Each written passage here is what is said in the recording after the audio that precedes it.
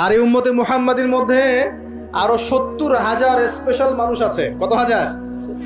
যারা বিনা হিসেবে বিনা আযাবে ডাইরেক্ট জান্নাতে যাবে ইনশাআল্লাহ। বলে দিব তারা কারা? 70,000। তবে অন্য একটা হাদিসে আসছে যে প্রত্যেক হাজারের সাথে আরো 70,000। তবে শর্ত কঠিন। কিরকম শর্ত? ওই 70,000 মানুষ, এক নাম্বার, ওই 70,000 মানুষ পাখি উড়িয়ে ভাগ্য গণনা করে না। দুই নাম্বার, তারা আগুনের শেকা বা উল্কি দিয়ে, এই ট্যাটু আছে না, ট্যাটু উল্কি আঁকে আগুন দিয়ে, এই ধরনের ট্যাটু উল্কি তারা আঁকে না শরীরের মধ্যে।